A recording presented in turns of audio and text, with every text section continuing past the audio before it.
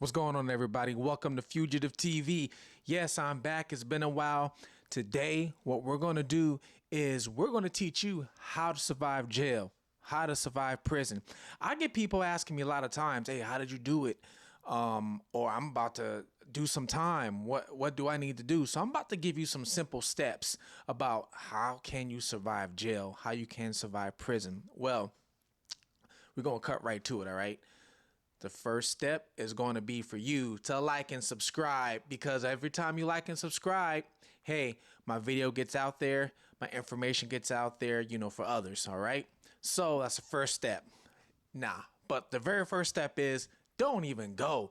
Don't even go. Don't do nothing that's going to get you in that situation to even go. Don't be out stealing no cars. Don't be out doing no drill moves. Don't be out do the things you're supposed to do. Don't be dumb like the rest of us were, because this stuff does haunt you for the rest of your life. Trust me, I know. Remember, I was also on the run for 15 years, but while I was on the run, I started businesses and I went to school. I was living under different names and everything. I escaped jail not once, but twice, So I can tell you what it's like to live on the run and go to jail and everything. But that's for a different time, all right? And we're going to get more into that story later. But rule number one, do not do anything that's going to put you in jail, right? So we're going to go with the second rule, right? If you do have to go to jail, stick to yourself. Do not, how can I break this down to you? Do not get into jail politics. Do not try and go there and get involved with this circle of people and this circle of people, because when you do that, that can be dangerous. These circle of people might have beef with these circle of people, and they're going to see you hanging out with them, and they're going to say you're part of that crew. Next thing you know, you're going to have a target on your head. You're going to get attacked. That's how some people get jumped. That's how some people get beat up in the shower, get rushed in the cell, or can't even go to the yard or something like that. So try and stick to yourself, all right? The next thing is, I see this happen all the time. People go in and they start gambling. Do not gamble. Oh my God. Just do not gamble inside or out here. I've seen dudes lose body parts. I've seen a dude lose an eye. I've seen a dude lose his mobility for the rest of his life, all because they decided to gamble in prison with money they knew they didn't have. People will sit down playing cards. Next thing you know, you're putting on, you can't gamble money, obviously. I mean, you can, but there's no physical money in there. But people usually gamble food. They'll gamble top ramen soups. They'll gamble things of like that, Do not do this. Do not go in there gambling, because what will happen is somebody can say that, hey, you're cheating. You cheated. And to them, that's their life. If you're gambling a couple soups, that might be the only soups they have. So since they think that you have cheated, even though you haven't, you can't talk yourself out that situation. They're going to either want to take everything you got, or either beat you up and take everything you got. I've seen it plenty of times, gambling going wrong. Do not gamble on no sports games. Do not gamble on no car games. And do not gamble on anything, okay? Nothing. So the next step after that is, if you can, do not borrow anything from anybody. So you'll have some people that have, like, let's say they'll have stores. This is big in county jail, because in county jail they have commissary, but there's no like store you can like walk up to yourself and go buy something. Usually your commissary comes once a week for most of these jails. So everybody has to wait till Friday, Saturday, whatever the day it is, to get their commissary. And then you have to make that last a whole week. Well, some people can't make theirs last a whole week. So they end up running out because they eat everything up. And when they run out, what do? They go borrow from somebody who has it. And a lot of these people, they'll start a store. So what they'll do is, let's say they'll go 2 for 1, or or something like that. So where, let's say you borrow 1 soup from them, you got to give them 2 soups back. Some people even be like, you borrow 1 soup from me, you got to give 3 soups back. So don't go doing this, because what happens is you can get in trouble with this. You can get into a hole. Let's say you borrow a couple soups from somebody and you're supposed to give them 4 back. Something might happen to where your people out there don't put money on your books, and now you are stuck and you can't get no commissary.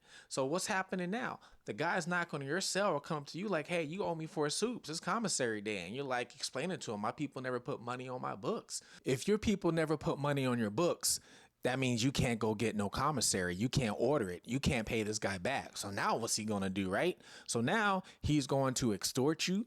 He's going to beat you up. He's going to do whatever he can do to make sure he intact, I guess how you want to put it, gets his revenge. Now, most of these people are going to do this because if they don't do nothing to you, they look like a punk in jail. That means somebody else can pull over and do the same thing. They can't let that slide. Think about it. If you were the person in jail and you were the store doing this, you can't let that slide, right? You got to set an example. So do not do that, which leads to the next one. Try your best not to become the store. You might think, oh, I can lend some suits out. People will give me 2 back, 3 back, 4 back. It's fine. It's good. I'm not saying don't do it whatsoever, but I'm saying if you can, don't do it. And the reason is you now have a target on your back to get robbed. Let's say you're in there a loner. Now, remember, you might remember the first one I said? Don't, hang out with no crews. Try and keep to yourself. Let's say you don't hang out with no crews and you keep to yourself, but you got a store, right? All it takes is one jealous person. Let's say that one jealous person is like, oh, he got a store. He's doing everything in this. And next thing you know, him and some other people are like, we're just going to rob you. We're just going to go into your cell. We're just going to beat you. We're just going to do it, everything, and we're going to take it out. And then what is he going to do? You ain't got no crew to back you up. You ain't got none of that. So if you are sticking to yourself, don't do the store thing because you will have a target on your back. I've seen this happen too. Matter of fact, I seen a person he wasn't in my cell, but he was next to my cell. Came in there and started running the store because his people was putting all this hundreds of dollars of money on his commissary so he can buy everything he could, right? Now, most of these jails have a limit on how much you can buy, though. It's not like you can buy thousands of dollars. Most of these jails have limits. Sometimes it's 40, 50, 60, $100, all depends, right? But he would buy all this stuff, stack it up, and then be a store. Well, one time he got robbed, and the reason why he got robbed was he made somebody mad over a dumb reason. He was on the phone too long, and the next person couldn't get on the phone. So he got robbed, beat up, and he got sent to infirm. Oh, it was bad. It was bad. Another inmate. Next thing is, speaking of the phone, when you use the phone, all right, every jail has different politics. Every jail is different, right? You might go to some county jails and there might be 6 phones on the wall, right? Now, sometimes some of those 6 phones on the wall, each phone might belong to an individual or a group. You never know. I'm just trying to tell you right now, you don't know. Next thing you know, you get on the phone, you're calling your people, and somebody might come to you, hey, that's my phone check. And if you sit there like, that's not your phone, next thing you know, you're getting slapped in the mouth. I've seen this happen in some places. So this can happen. If there's somebody that comes up to you and they're like, hey, I got next. Let's say you're on the phone and like, I got next. Now, each phone call usually only lasts 15 minutes. So when you're 15 minutes up, usually you got to hang up and redial again, right? So let's say somebody says, I got next. And then you hang up the phone. Those people are going to come up to you like, oh, shit, all right, let me go use the phone. But if you hang up the phone and next thing you know, you like, pick it up, start dialing again. Oh, you in for it. He called next. Now, you don't know who the person who called next is. You don't know who he's with. You don't know. He could be one of those crews. You don't know that. So do not try your best to have what you would call phone courtesy, etiquette, pretty much. All right. Don't go in there stealing from nobody. Please don't. Nobody likes a jailhouse thief. If you don't have it, you're better off asking for it. Don't steal. Just don't do it. Don't steal no soaps. Don't steal no food. Don't steal no socks. Don't steal nothing. Okay? Don't do it. All right? That will get you in some trouble real quick. All right? So don't do that. Don't be no snitch. If you see something going down, I don't care if it's in your cell. Don't be that guy to run out and go tell the guard like, hey, he's in my cell. Don't do that. Because when you do that, yeah, that guard might go get that guy out of there, but then everybody else is going to know who did that. They're going to know you did it, and this is going to spread around. So, yeah, you might be like, hey, I'm going to kite up out of here. Now, a kite out of a pod pretty much is when you go tell let's say the guard your life is in danger. They'll take you out that pod and put you into another pod. Believe me, it's around. They get to that next pod, and then next thing you know, you're in trouble with that pod. So don't be that guy. Don't be running around telling everything. Don't be telling people's business. When you walk past the cell, don't look in the cell. People will get mad at that too. So you'll be walking by, and you look in, you might be looking at something you ain't supposed to be seeing. Don't do it. You know, you're better off just, if you have to do your time, go stick to yourself. Don't go in there trying to make best buddies and friends. Don't go in there trying to do no drugs, because there is drugs. There's more drugs in some of these jails than there are on the street. Don't go in there doing that. Don't go in there trying to sell nothing. Don't go in there trying to buy nothing. Don't go in there trying to tell nothing. And whatever thing you hear, make sure it stays to yourself. Don't go and run and tell somebody else's business. Don't go in there gambling. I've seen the most fights I've ever seen. The two most fights I've seen inside of jail was from gambling and snitching. And sometimes they ain't even snitching on the street. It's just snitching inside the jail. Don't do it. Don't do it. You can get beat up. You might not get shot, but you can get stabbed, which still can equal death. I've seen it.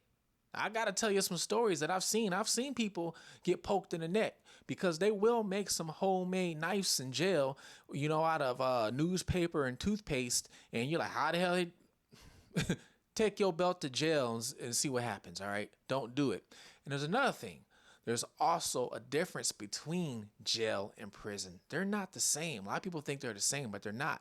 We'll get into that in another video, what the difference between jail and prison is. Because some survival tactics, I'm telling you, in jail, a couple of them are going to work a little different in prison. You know, you still try and stick to the first rule I told you, as in don't go, obviously.